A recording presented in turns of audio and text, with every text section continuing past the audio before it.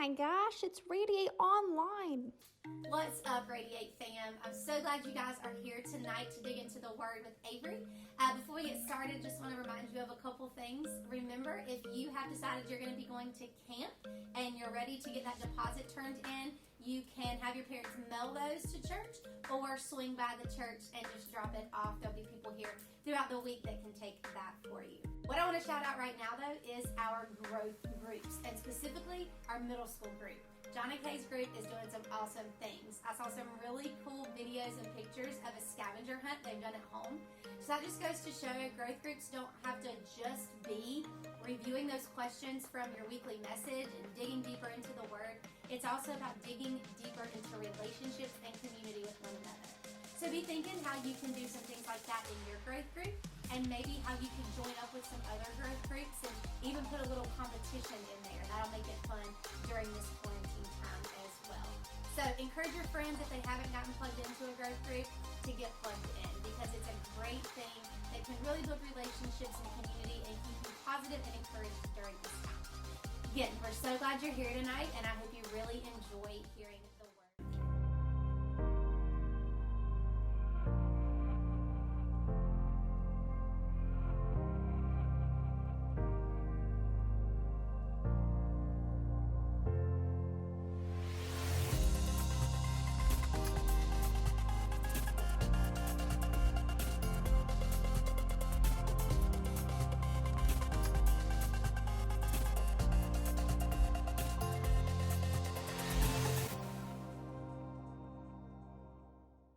What's up, Radi8 students, and welcome back to Radi8 Online. Hey, if we haven't met yet, my name is Avery Woods, and I am the student coordinator for you Radi8 students. I'm so excited to be bringing you week 5, our final week of our series In the World, talking about Daniel. Now, I gotta be real for a sec. So I started off this quarantine with really good intentions. You know, I went into it thinking that I would come out like super physically fit. I was gonna have this great workout plan. I was gonna eat super healthy. I was gonna be the most spiritually fit that I've ever been. I wanted to read my Bible consistently, have more time for prayer than I ever had before. You name it, I wanted to do it. I wanted to come out on top. And I'm already falling off. Yeah, I do that in almost every single area of my life, where I'm really great at starting things, awful at finishing things. I'll start a million different projects and never finish a single one of them. Any meal plan that I try to start, or workout plan, or Bible plan, I always fall off within a week, maybe 2 weeks, sometimes less than a week. It really just is a hit or miss. But I see this to be really true of a lot of Christians in their faith, is that many Christians will start off strong and then never finish. They'll start off passionate and excited about what Jesus is doing in and through their lives and what they see Jesus doing in their world, and yet eventually they walk away from the faith. The passion fades, the excitement dies down, and a lot of times it's when they run into trials, big trials that we come up against, and they ask these questions like, God, where are you? Why would you let this happen to me? And so they walk away from the faith. And so it started off with so much excitement, now is ending with lack thereof. You know, for many of us who are younger, we haven't really had to face these sorts of trials. The trials that really make you question where God is in the midst of all of this. The bigger trials. But that's not to say that we haven't had our seemingly smaller trials, right? So last night at the dinner table, we were sitting around, and my mom poses this question to the rest of my family.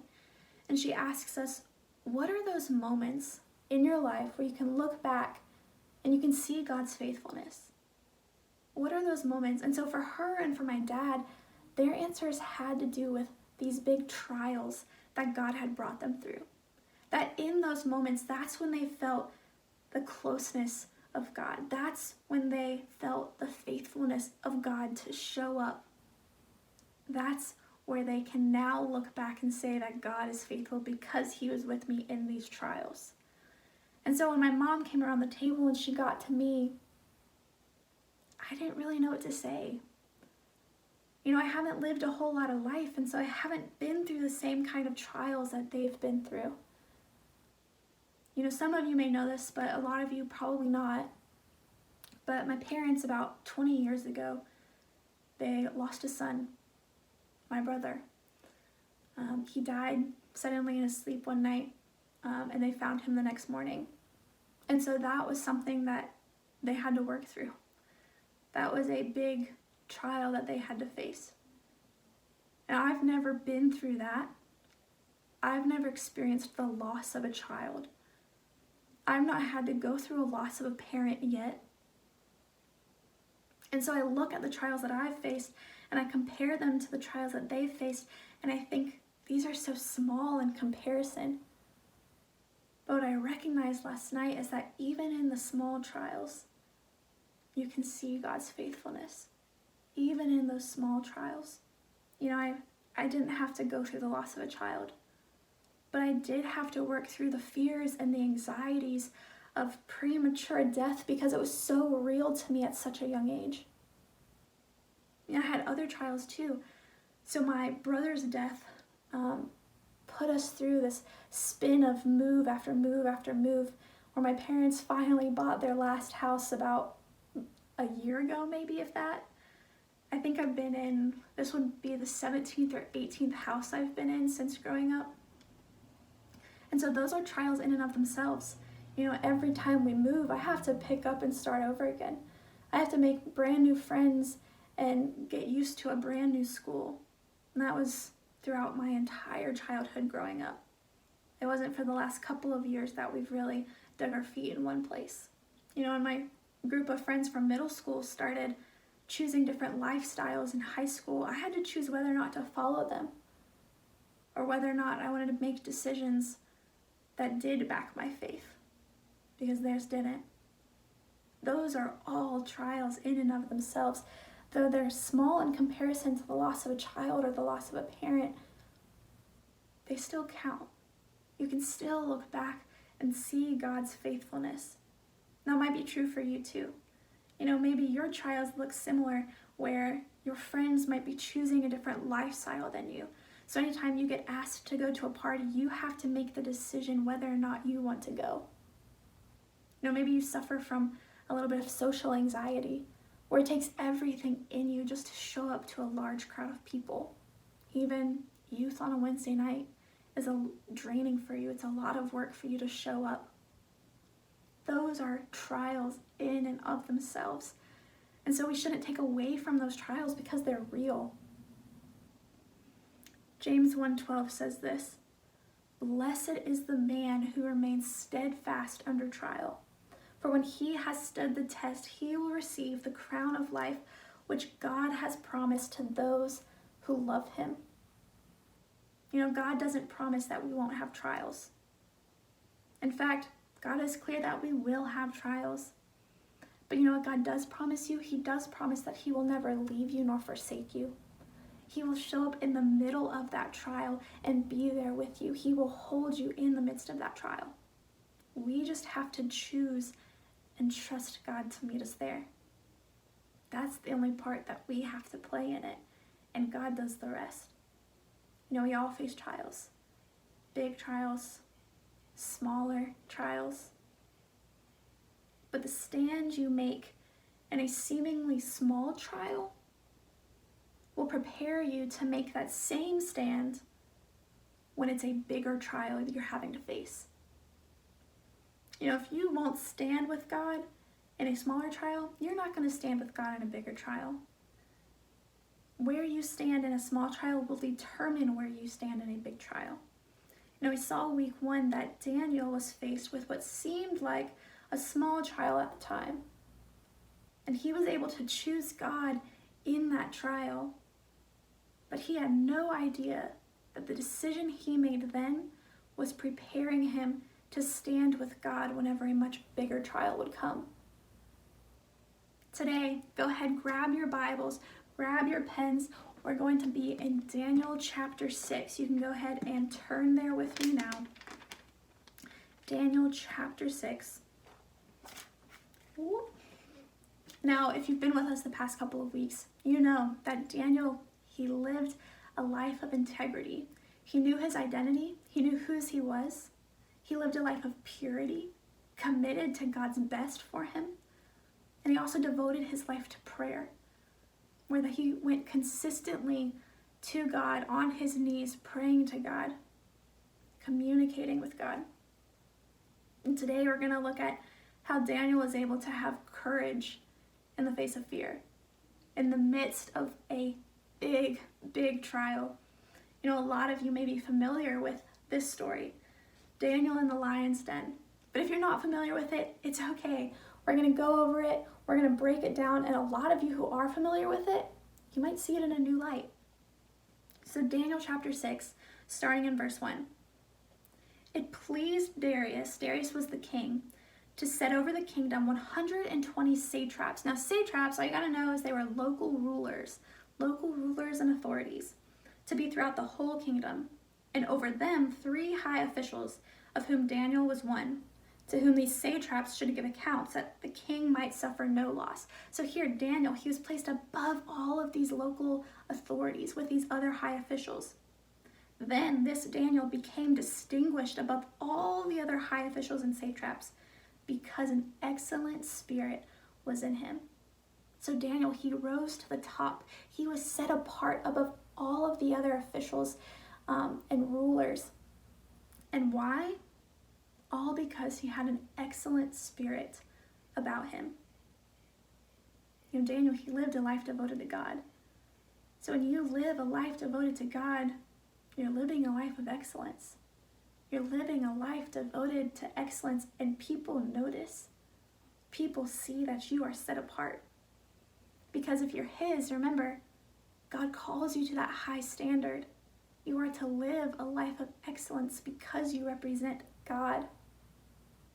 And it's not only glorifying to God, but it sets you apart from the rest of the world, where people notice there's something different about him. There's something different about her. The king, he noticed an excellent spirit about Daniel. My question to you is, would people notice the same to be true about you? Do people look at you and see an excellent spirit? Or do you not live set apart from the world? Do you fall into the same gossip, the same comparison, the same crude jokes as everybody else? If you talk the way the world talks, and you act the way the world acts, then you're not living a life set apart. You're living just as the rest of the world, and we are called to be set apart. We are called to live lives of excellence because we are God's. Daniel, he did this, and he was known for his excellent spirit. And because of this, because of the favor that it brought Daniel, which was good, it stirred jealousy in the lives of people who weren't living according to God's word.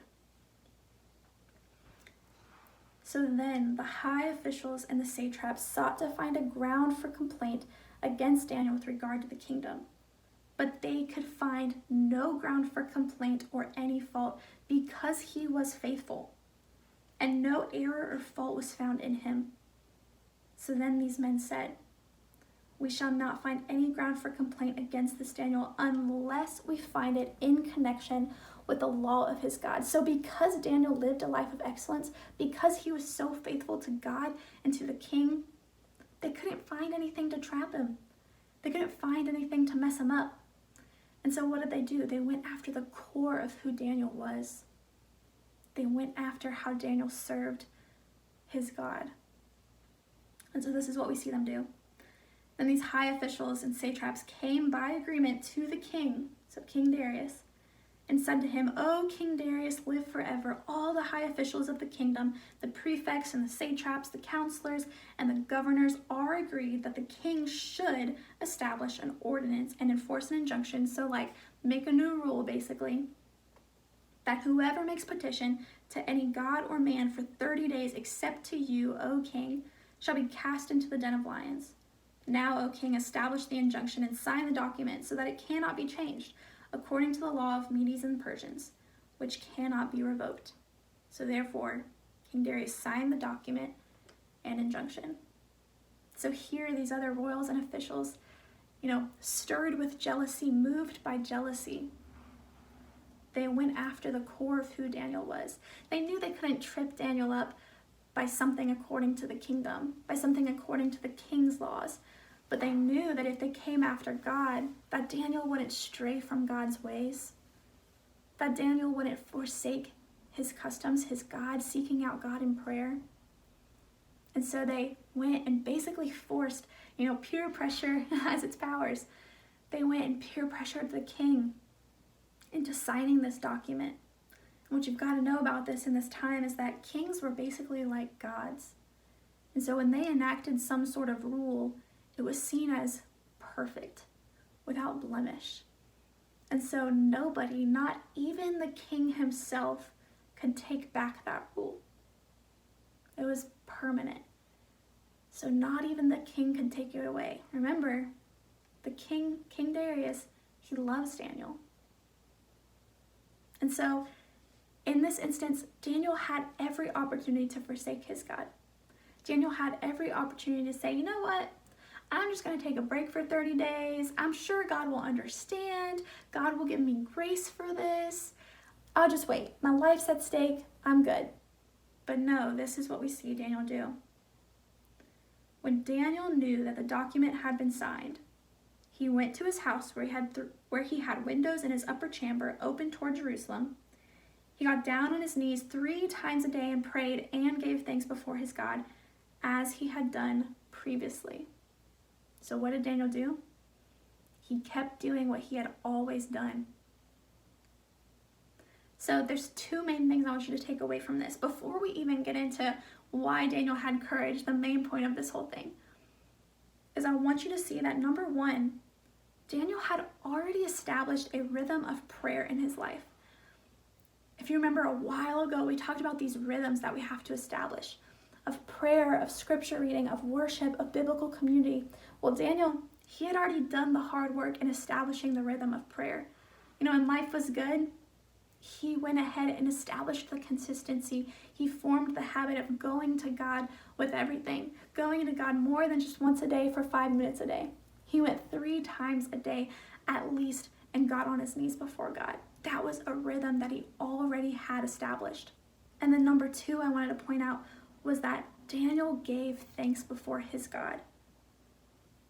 It says that when he prayed, he gave thanks before his God. When we're faced with a trial, many of us, we like to have an attitude with God where we think, God, why would you do this to me? God, where are you in this? But Daniel didn't take an attitude with God. No, instead he chose to express gratitude to his God. So instead of taking up an attitude with God, express gratitude. 1 Thessalonians 5:18 says this, give thanks in all circumstances, for this is God's will for you in Christ Jesus. All circumstances, in the good and the bad and the ugly, give thanks. I love that though this is a command given by God to give thanks in all circumstances, there's actually power behind it.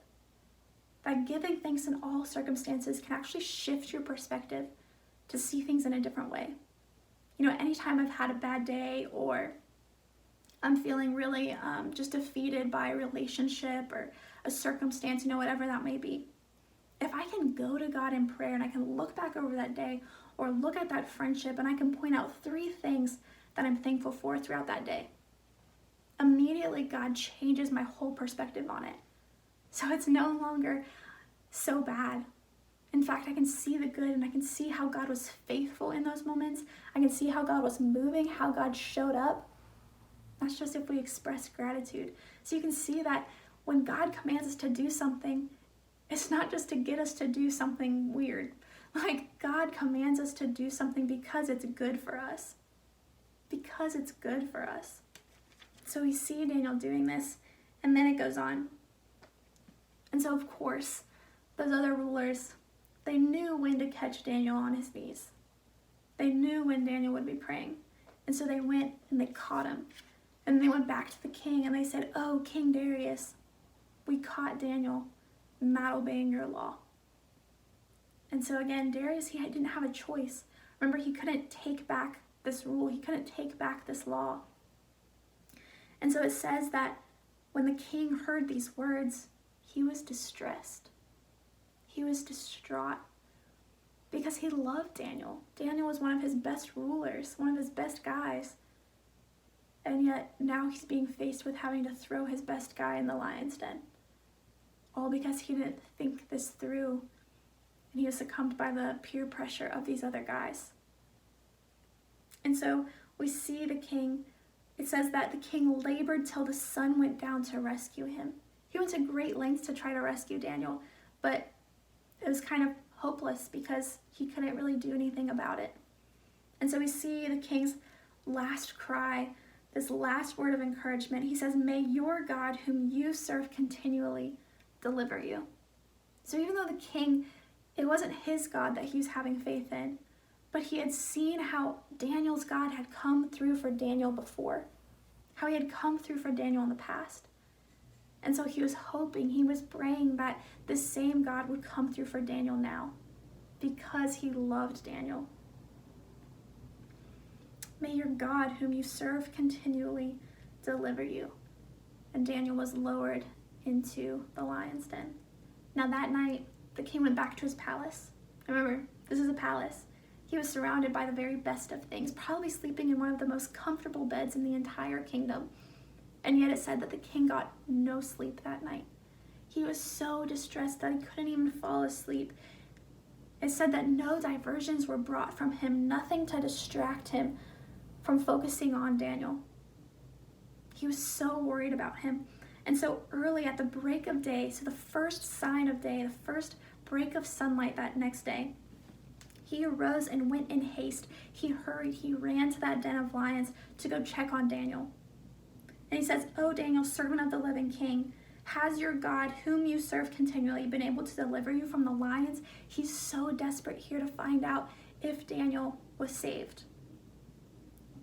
And it says, "Then Daniel said to the king, 'O king, live forever. My God sent his angel and shut the lions' mouths, and they have not harmed me, because I was found blameless before him, and also before you, O king. I have done no harm.' Then the king was exceedingly glad and commanded that Daniel be taken up out of the den. And so Daniel was taken up out of the den, and no kind of harm was found on him because he had trusted in God." Daniel wasn't hurt. Daniel didn't even have a scratch on him when he was lifted out of the lion's den, because God had sent his angel to shut the mouth of the lion. You know, Daniel, he never wavered. He never was overcome by fear in this situation. In fact, Daniel displayed courage. He knew that his God would come through, so he didn't allow fear to overtake him. And Daniel was able to demonstrate courage in the lion's den because of two main things. The first is this: Daniel knew God's roar was louder. That God's roar was louder than the roar of the lions that he was facing. And he knew this because Daniel had seen God come through for him before. Remember, if you remember from week 1, when Daniel was just a young boy, he was taken from his homeland to this new place, and he was offered the king's food and the king's education, and instead he chose what God would have for him. And by doing that, he saw how what God offered him was way better than what the king had to offer him, because the other boys who had chosen what the king had to offer them ended up not as well nourished and not as well educated as Daniel and his friends. Daniel had seen how God had come through before, and he knew, and because he had seen before, that God's way was better for him. And not only that, but Daniel also knew God. He knew God's roar was louder because he knew God personally. Daniel had sought God out through prayer, through having conversation with him. How can you know somebody if you never have a conversation with them? You have to enter into conversation where you talk to and then you listen for them to talk back. You know, I hear a lot of people say that they can't distinguish God's voice from their voice. They don't know how to listen for God's voice. They don't know what it sounds like. But a lot of times, they never make the effort to seek God out in prayer. If you want to know God's voice and you want to know God, then you've got to talk to him, just like you talk to a friend or a family member. Number one was that Daniel knew God's roar was louder. The second reason that Daniel could have courage in the lion's den is because of love. Love endures all things. 1 Corinthians 13:7 says, love never gives up, never loses faith, is always hopeful, and endures through every circumstance. And I said earlier that a lot of us start off this Christian walk with a lot of passion, with a lot of excitement. And that's good. But guys, passion fades. Passion fades once circumstances hit. But love endures forever. Love endures all circumstances. And it was apparent to everyone of Daniel's love for God, because he chose God's way over the world's way. He talked to God consistently, and he served God faithfully. Because of those three things, people knew Daniel's love for God. All of those things have to come from a place of love for God in order for them to be sustained over time. You know, if you don't love soccer and you don't enjoy playing the sport, then eventually you're going to give it up to go do something that you do enjoy. It's the same kind of thing. In the same way, if you're not convinced of God's love for you and then as a result not consumed by love for him, then eventually you're going to give it up and go find something else that you do love. You know, Daniel, he was able to endure the small trials and the bigger trials because of the love he had for God, because of his love, and therefore the trust and the faith that follow as a result of that love. You know, because he had taken the smaller stand, he was prepared to take the bigger stand. But what's even better than this, what's even better than the love that Daniel had for God, was God's love for Daniel, God's love for us. You know, it's because of God's love that we can love him in return. That since the beginning of time, God loved you so much that he created you with the ability to choose him. And that when we didn't choose him and when we chose the world instead, God's loved you still so much that he would work this perfect plan that would end in the Messiah coming and saving you from your sin, saving you from what God, the law, says is equated with death, that we're deserving of dying, but God in his love sent his son to take that punishment. And so his son died on the cross, was buried for 3 days, and then rose again. So he defeated death, and with it, not only did he bring resurrection life for himself, but he brought resurrection life for all of whom he died for. And so now we have everlasting life through Jesus. And we also have been restored into right relationship with the Father. It's that love, that powerful love that's working inside each of us, in and through each of us. It was God's love that met Daniel in the lion's den. It was God's love that shut the mouth of the lion and kept Daniel safe. And it was God's love that sustained Daniel as he walked through this big trial. Christine Kane said on her Instagram post just the other day that the impossible is where God starts, and miracles are what God does. That's what God does, is he shuts the mouths of the lions. And so where you take a stand with God in the smaller trials, you will be prepared to stand with God in the much bigger trials. So everything you do now is setting the tone for what you're going to do in the future. It's going to set the tone for what you're going to do later. You know, a lot of people say, oh, I'll just follow God when I'm older. But what's happening is you're creating habits of disobedience now that are going to be much harder to break when you're older. So imagine if you can commit to standing with God when you're faced with smaller trials now, standing in obedience, believing that God will be faithful now. Imagine where God is going to take you, how God is going to work through you, work through your life to reach other people in 5 years. Imagine where he'll take you in 15, 20 years when you have a family. You don't want all of this time right now to be wasted. If you demonstrate faith in the smaller trials you face every day, imagine the faith and the confidence in God that you'll be able to display once you're faced with a bigger trial. You know, a few weeks ago, my grandpa actually passed away. This was my dad's dad. And it's been such a blessing for me and inspiring for me to watch him process this and to go through this, to believe that God is faithful in the midst of all of this. And I can see that it's because of the trials that he's been through before, where he's taken a stand with God, and God's shown up and proven his faithfulness to my dad time and time again. That now when he's faced with something like this, he can stand with God again. He can stand and say that God is in the midst of this situation, no matter the uncertainties, no matter the hurt and the grief and the pain.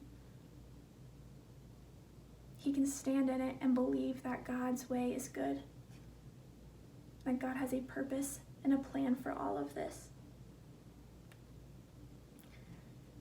And I love that he's inspiring the faith in me, but I'm sure he's inspiring faith in those around him, in his family members, and other people that go to church with him who are watching him walk through this, believing and trusting that God's way is good. You know, at the end of chapter 6 in Daniel, verse 25, it says this. Then, so this is after Daniel was pulled out of the lion's den untouched, King Darius wrote to all the peoples, nations, and languages that dwell in all the earth, peace be multiplied to you. I make a decree that in all my royal dominion people are to tremble and fear before the God of Daniel, for he is the living God, enduring forever. His kingdom shall never be destroyed, and his dominion shall be to the end. He delivers and rescues. He works signs and wonders in heaven and on earth. He who has saved Daniel from the power of the lions. Now that's truth right there, spoken by a pagan king. Daniel's courage was able to inspire the faith in the king, thus transforming the worship of an entire dominion of people, an entire kingdom of people. God was able to use what seemed like a circumstance with no good ending. He was able to use that for his good. He was able to use that to advance the kingdom and transform the lives of thousands. Our display of courage, which is having strength in the face of pain, can spark courage in other people. Our display of faith over fear encourages faith in others. It was through Daniel's display of courage that God reached an entire dominion of people. And so imagine what God might do with your display of courage by your choosing to stand with God in the smaller circumstances. I hope you guys really enjoyed tonight's message. I also hope that you've enjoyed everything going on so far this week. Motivation Monday, have you been encouraged by verses? Have you been encouraging other people with some verses? TikTok Tuesday, I'm sure, was a blast. And then, of course, we've had Radi8 Online tonight, which has been awesome. Coming up this week, we have Thursday is our worship night, so make sure you tune in for that. And then you'll get a new verse of the Friday to kick off your weekend. And then Saturday, somebody's taking over on the Instagram. Wonder who it'll be. Also, don't forget, Sunday is Mother's Day. Make sure you tell your moms how much you love them and appreciate them. Hope you guys have a great rest of the week and weekend, and we'll see you right back here next week.